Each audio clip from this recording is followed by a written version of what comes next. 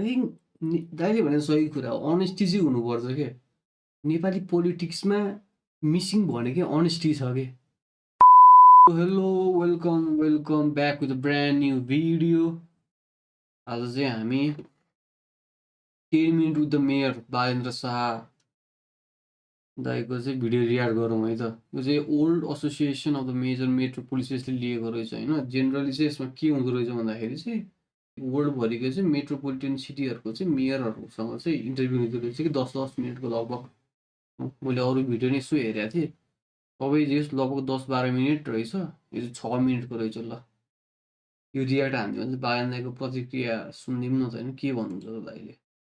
त्यतिखेर 1 वर्ष अगाडिको भिडियो रहेछ यो होइन त। दाइको थट प्रोसेस कस्तो रहेछ बुझिदिउँ न त। We're at the Tomi Otake Institute in Sao Paulo, Brazil, where Metropolis is having the meeting of its board of directors. And I'm here in conversation with Mayor Balendra Shah from Kathmandu, Nepal. ब्राजिलमा भएर रहेछ नि त यो interview. है Brazil जानुभएको थियो।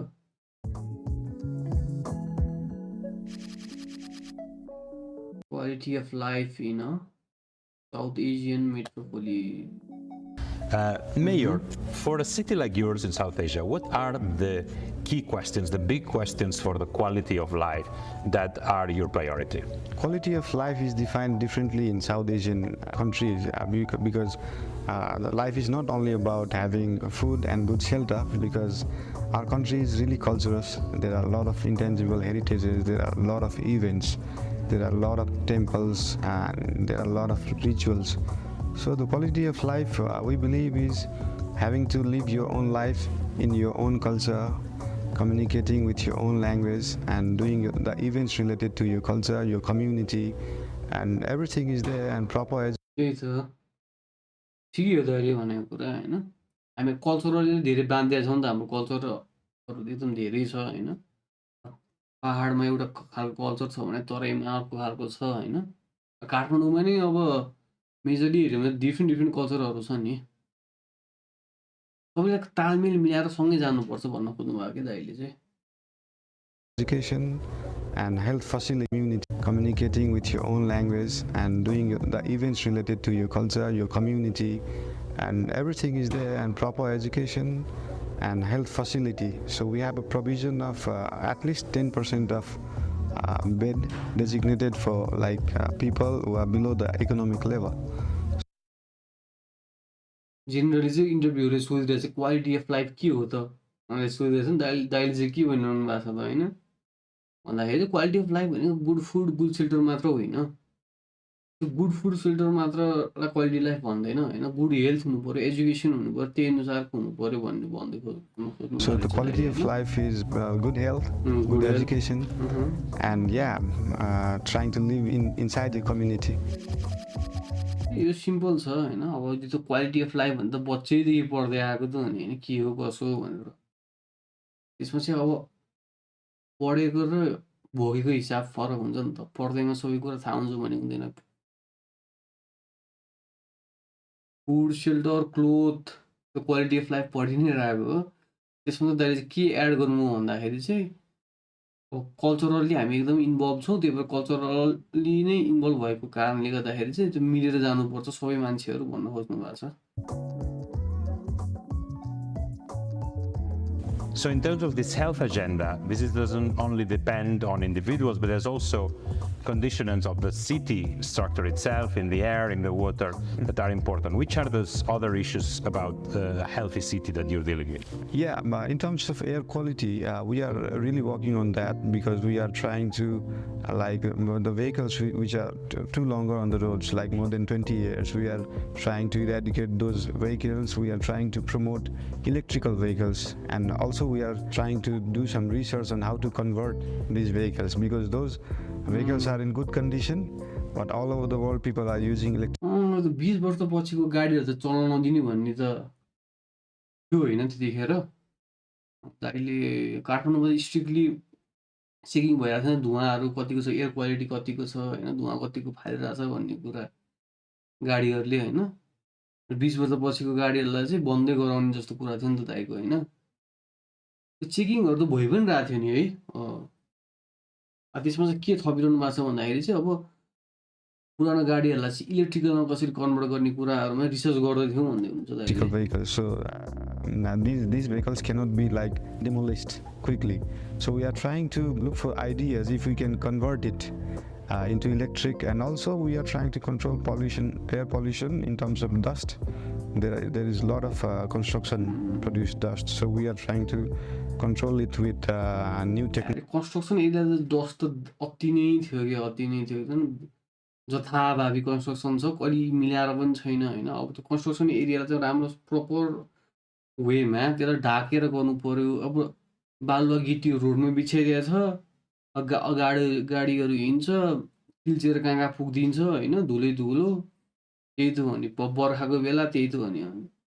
Construction जति सबै काम बर्खाको बेला भइदिन्छ, गाह्रो छ। Technologies, new technology for the asphalt roads, footpaths would produce less dust.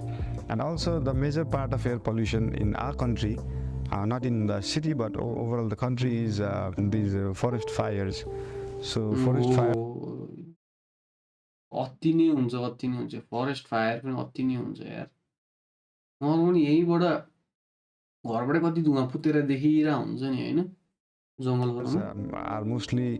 are mostly natural and sometimes initiated by human beings, people. We are trying to collaborate with our central government and other agencies how we can prevent that.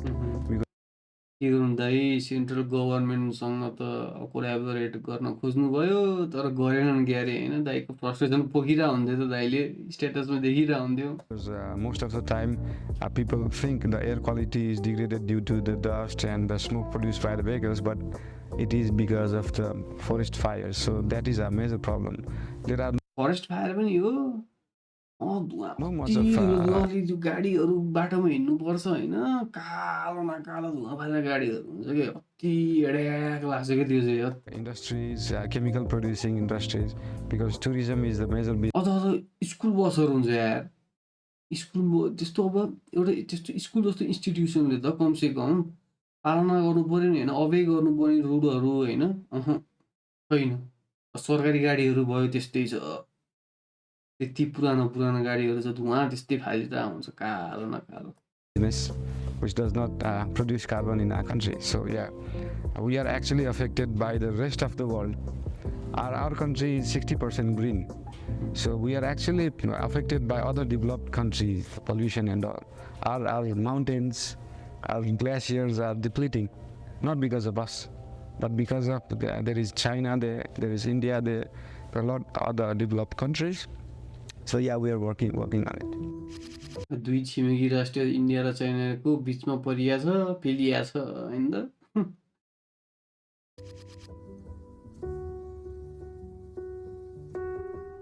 And how is climate change affecting you? How are you getting ready for? Yeah, effect? climate change is affecting a lot to us because of other carbon producing countries. So we are trying to advocate about that.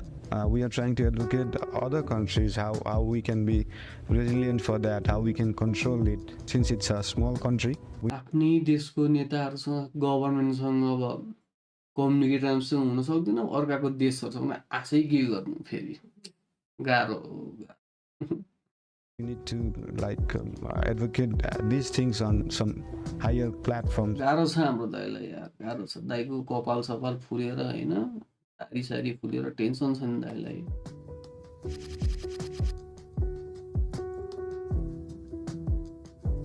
You are one of the youngest mayors of a global metropolis, of a very large city in the world. How do you try to convince young people to become active in the life of the city, in the political life of the city, and to be engaged? Being young and most of the politicians in our country are above 50 and 60, so I don't want to make people feel that only young people should do politics, because also experienced people should do politics. I should have been doing something else, but due to these older politicians, experience with proper education पनि हुनुपर्छ कि। Experience मात्र, अब experience कस्तो experience भनौँ, बुढापाका छन् नि, त्यत्रो वर्षदेखि राजनीति गर्दै आएका छन् नि, तर के गर्नु, is not doing well, I thought of doing it. So we try to inspire youths for not thinking about yourself only. You should think about your society, think about your city, your surroundings. Each day you need to inspire a children, a kid, somebody. Inspire them to be honest to yourself first, because most of the people are not honest to themselves. So people need to be first honest to themselves, then they can be honest to the society, the city. So we try to inspire with different activities, and also I do my music, and honesty पहिले चाहिँ आफूसँग honest हुनु पर्यो। एकदमै true कुरा गरौँ। आफूसँग honest छैन भने अरूलाई कसरी अनेस्टीको बाटोमा हिँडौँ भनेर भन्न सक्छ त नि भने। त्यो मान्छे कोही मान्छे आफूसँग अनेस्टै छैन भने त्यो मान्छेलाई पत्याउने आधार पनि त हुँदैन नि। ऊ आफैमा अनेस्ट छैन भने त्यसले भनेको कुराहरूले पत्याउने आधार पनि हुँदैन एक त। with my music, I try to inspire people for the social needs as well. And as this young musician mayor, what would you like to be your legacy for Kathmandu? Would you like to be remembered as a mayor? I would love to be remembered as an honest guy, rather than a musician or an engineer or a mayor. After some times, after a few years, after a few decades, people should learn about honesty. People should learn about non-corruption. People should learn about integrity. So we try to. I think दाइले भने सही कुरा हो। Honesty चाहिँ हुनुपर्छ के। नेपाली पोलिटिक्समा missing भनेकै अनेस्टी छ के। मान्छे अनेस्टै छैन के। जे मलाई त त्यही गर्दैछ होइन पोलिटिसियनहरूले पनि। Inspire with those kind of things. Thank you very much, Mayor. I don't want to be known as a mayor अथवा इन्जिनियर देखि मलाई मेरो अनेस्टीले जानोस् मान्छेहरूलाई भन्छ बुवा। यतिको निस्वार्थ हुनु पर्यो नि त नि मेयर भनेपछि। भावी प्रधानमन्त्री होइन त हाम्रो दाजु। Thanks for being with us at Metropolis and for sharing all these great ideas about the city. Thank you very much. Asia. Thank you so much.